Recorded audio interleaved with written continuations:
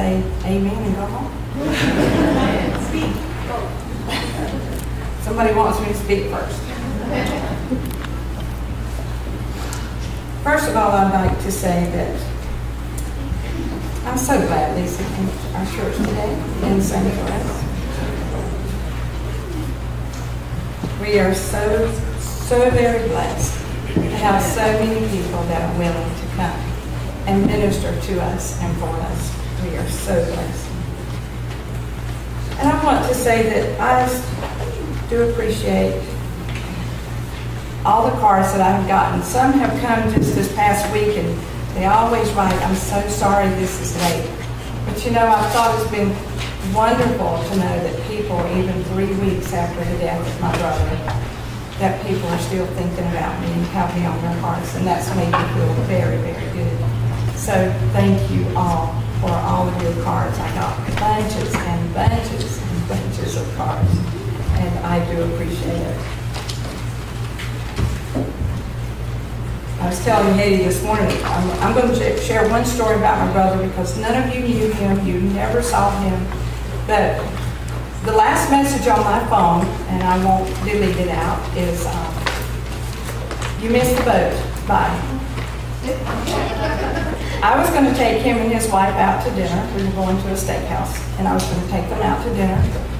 And I had promised him that I would do this, and something came up at work and I could not get away. I tried to call him earlier and he didn't answer his phone. And so then I just simply forgot about it. So when I got home, I looked at my phone and there was a voice message from Johnny, my brother, and he said, when I listened to it, it said, "You missed the boat, bye." Well, the next day he told me that, I asked him, I said, "Well, did you enjoy the dinner last night, Johnny?" And he said, "Well, yes, but it wasn't at the steakhouse." And I said, "Why not?" And he said, "Well, I got down to the road where you turn off of Airport Road to go to the steakhouse, and I forgot my lower dentures. I didn't have my lower dentures in." He said, "You can't eat a steak without your both sets of teeth."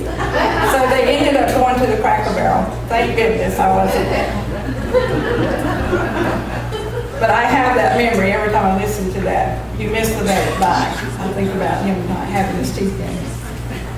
I want to speak to you today about intersections. And I think we all have come to intersections in our lives.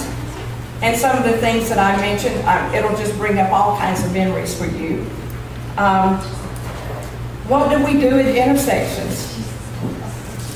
Sometimes people stop, sometimes people don't stop. Sometimes I have to look at signs at intersections to make sure I go in the right direction. Because intersections can go a lot of different ways, especially when you get into these really big cities out in California and Texas and Houston and even Salt Lake City. There's just lots of little intersections, but it's easier out there because you're either going toward the Salt Lake or you're going toward the mountains. It's hard to get lost in Salt Lake. But have you ever arrived at a crossroads in your life or an intersection and you didn't know which way to go? Young people do this when they are trying to figure out where they want to go to school. What college do I go to? Football players and basketball players, they get offers from everywhere. We have a young man of a lady that works in our building, and he has been approached by already 5 huge universities to go there to play football for them. His education will be totally paid for. He's an honor student, and he's such a nice young man. And he's having a hard time deciding which school he wants to go to. UNC has asked him, and that's a favorite of some people here, I know. What job do I take? You know, sometimes when you send out resumes, you get all kinds of job offers. People want to talk to you. You may have 4 or 5 interviews. The time was you may have 4 or 5 interviews. That time I don't know is anymore. But you would go and you would have to make a decision. What job are you going to take? Another intersection that we come to in our life is who to marry. Should I marry her? Should I marry him? Do I want to spend the rest of my natural life with this person? BJ does, I know. Can we afford to start a family? That comes up after we're married, doesn't it? Can we afford? And I can tell you, you young people, if you get married and you think about starting a family, if you wait until you can afford it, you will never have children.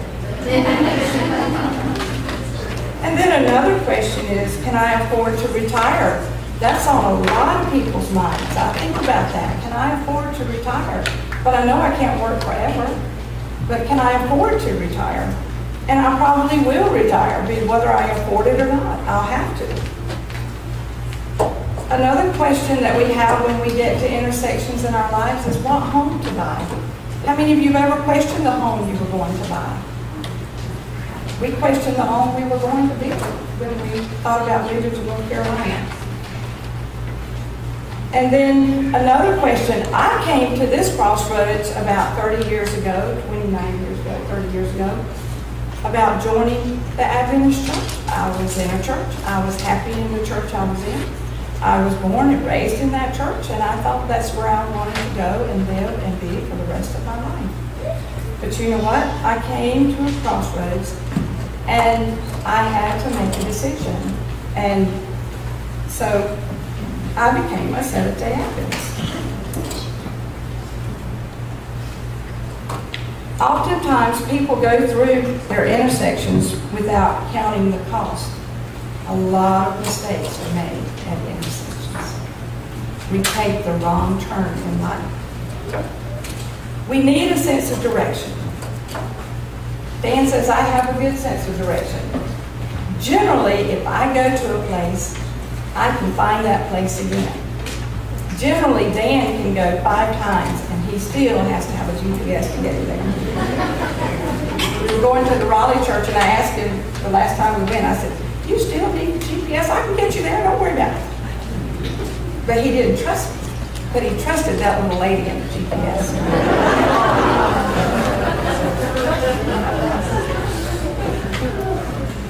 When we were traveling, I know I'm not the woman of his life.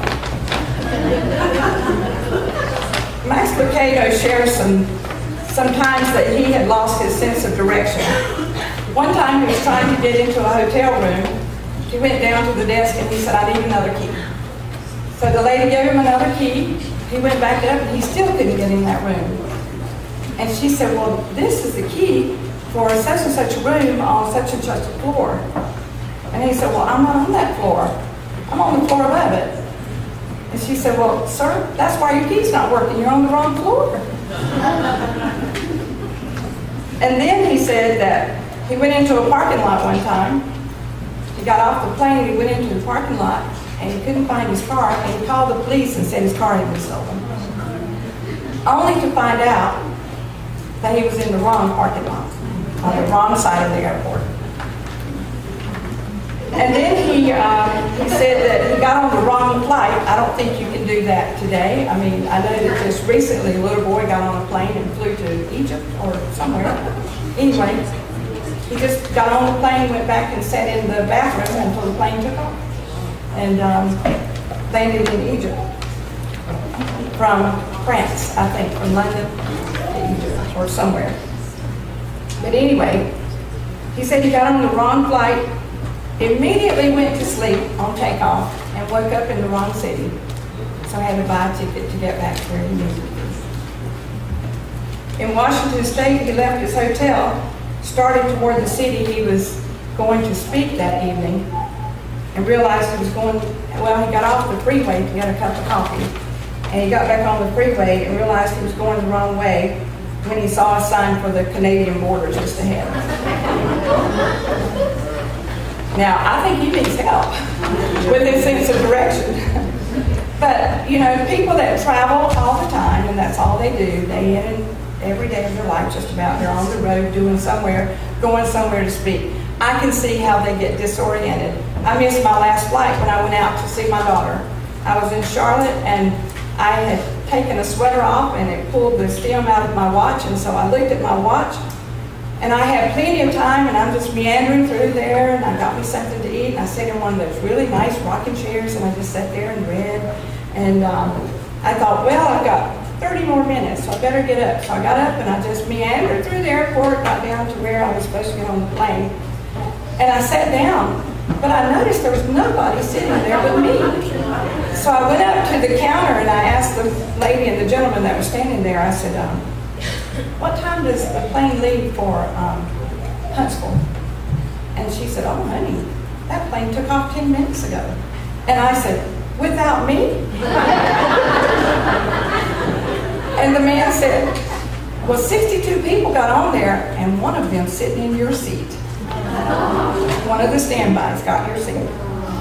So it kind of made me feel good that I got somebody to Huntsville. I only had to wait 7 hours. They got me on a flight at 10:05 to Huntsville. They tried to get me on another flight, but they couldn't. What do we do when we have situations where we don't know what to do? And we all have those times, don't we?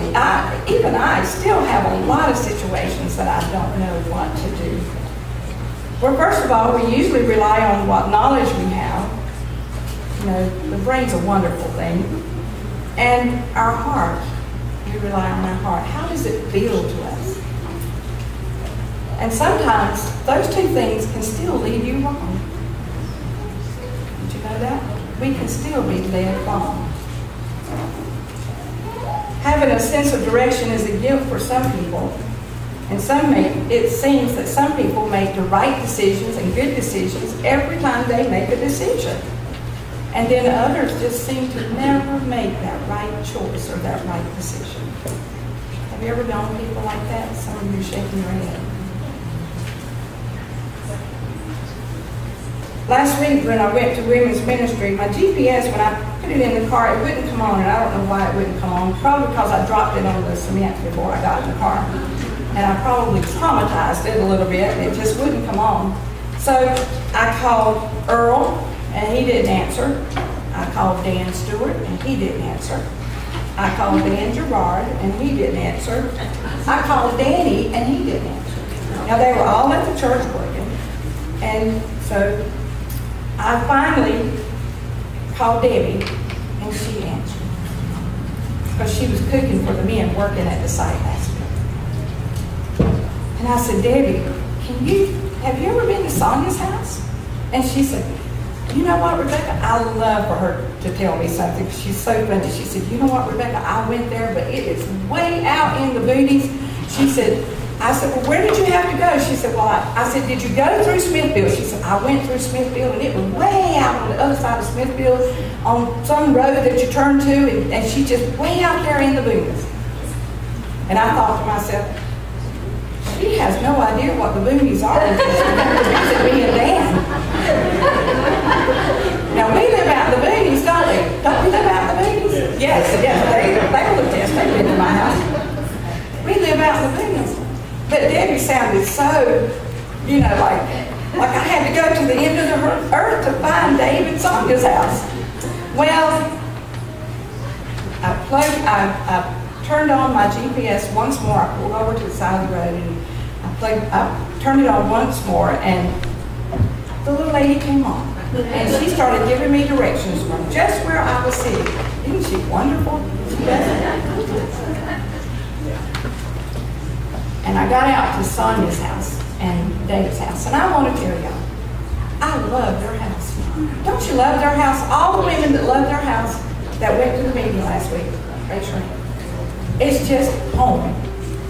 It's just home, and they make you feel so welcome. So if you can go to anything that they're teaching at their home, you need to go, because I can guarantee you, you will enjoy just being in their home. It'll make you feel better. I don't know whether what they give you will make you feel better or teach you, but it'll make you feel better that you are in their home. And I'm sure that anything that Sonia teaches will make anybody feel better. You have no idea what you've done for our home. So I found my way because I turned on the GPS. But we don't always have that. But you know what? We do have direction, and we don't ever have to get lost. And you know what? We don't ever, ever, ever have to make the wrong decision. Did you know you can go through the rest of your life and never make the wrong decision? First of all, we have our Bible. You know, the Bible is the mind of God on paper. That's what it is. If you want to know how he feels, just look in his word. He'll tell you. If you have a question about something, go to his word. He'll tell you. He loves to talk to us through his word. That's why he has written it and preserved it for us, so that we will have his word, not somebody else's word, not my word, not even your word, but his word to go to. Another thing that we have is our church family. And for you young people, I can tell you that there's people in this church that have traveled the road that you're on, that have traveled the road that you will travel on. Seek them out. Talk to them. Ask for their help. I know in the ministry, starting out as a young couple, there was an older couple in South Carolina that kind of took us in. And I tell you, I learned so much. And I still learn from older pastors and their wives. I still learn a lot of things. And the third thing that you have that a lot of other people don't have, if you know God, is you have a heart for God. You have a heart that he can talk to. Isn't that a wonderful thing? You have a heart that is toward God. And I can tell you, his heart is toward you. And he wants to speak to you. God still speaks.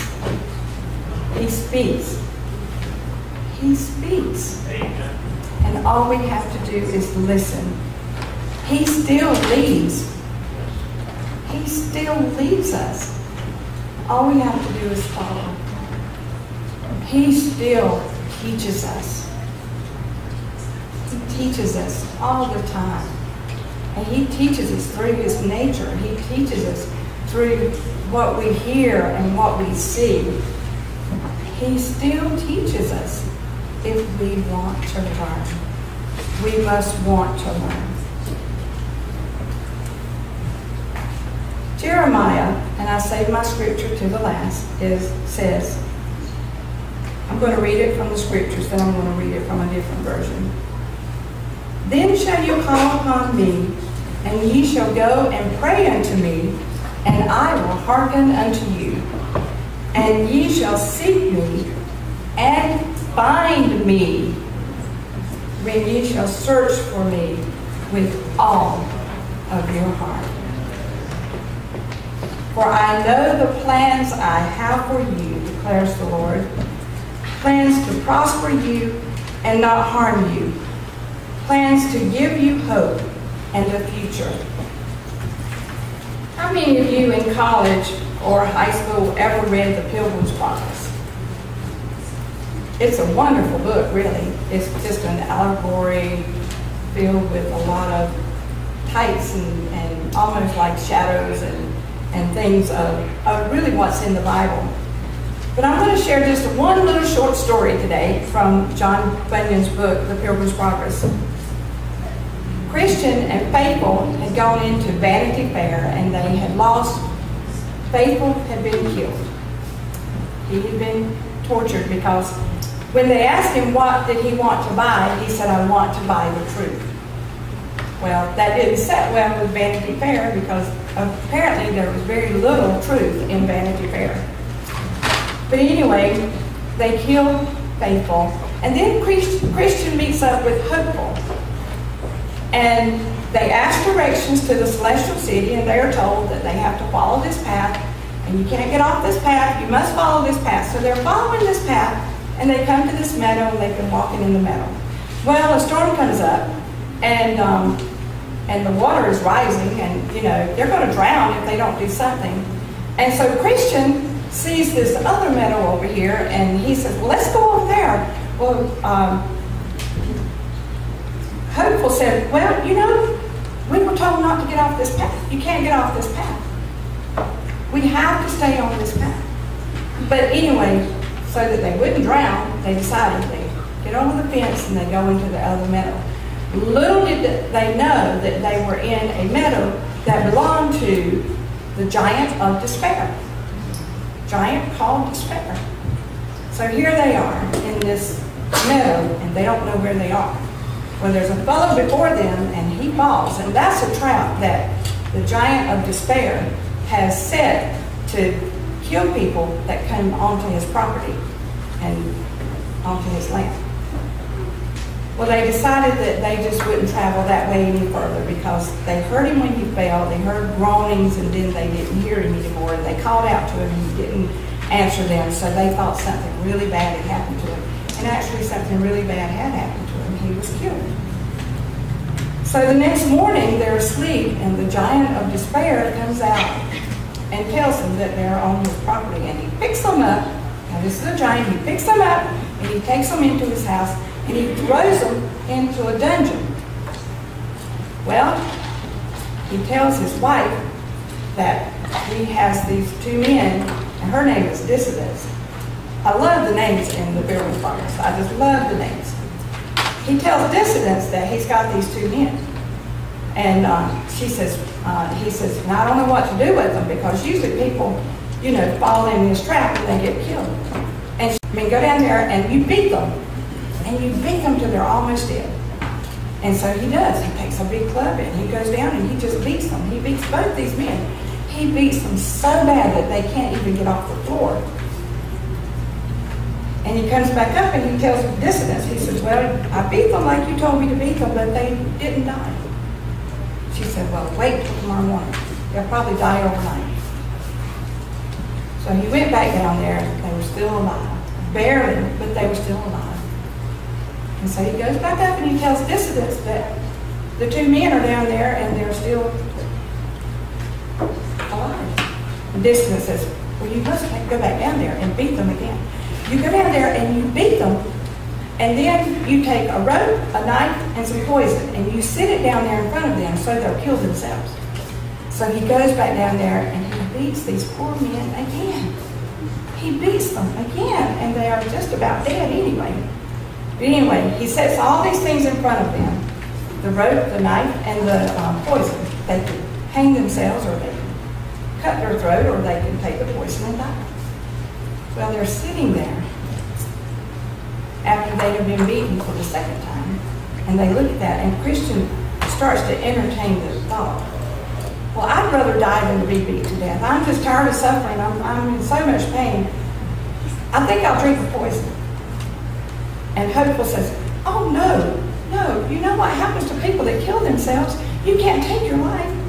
You won't get to the celestial kingdom. So they decided not to kill themselves. Well, anyway, the giant came down to see if they had died yet or killed themselves. And they had not, but he had a fit, like an epileptic seizure. And while he had that seizure, Christian barely could talk. He said, Hopeful, I have the key that'll get us out of here. Now, I don't know about you, but if I was in prison with somebody and they'd let me be beat by a giant 2 times, and I had the key to get out, I don't know how to feel about that person that had the key. He said, but I do have the key to get out. In my bosom, I have the key. It's the key of promise. And he said, well, take your key out and let's leave. So he took the key of promise out and he opened all the doors. And when he got to the outside, the giant had awakened and he came running out and looked out the door. And he was smitten by the sunshine and he fell back. And they ran and they got away. I love that story because it doesn't matter how much we're beaten down. It doesn't matter how much we're hurting. It doesn't matter how sad we are. It doesn't matter the trials and testings that comes my way. And it doesn't matter how much your heart is broken because someone has been injured in your home or at your home. It doesn't matter. We have the promise. And this promise is, we have the key, folks. We have the key to overcome and to get out and to run away from sin. We have the promise. Lo, I am with you always, even to the end of the world. I am with you always. I will never leave you. I will never forsake you. You are mine, and I will not let Satan destroy you. I will always make a way of escape. The intersections in our lives take us into a lot of directions, but if you make a wrong choice, you have a key in you. You have a key, and that key is His promise. Amen. That He will not forsake you, that He will lead and guide you, and that He will be with you even unto the end of this world. Our closing song is, "Oh, Let Me Walk With Thee."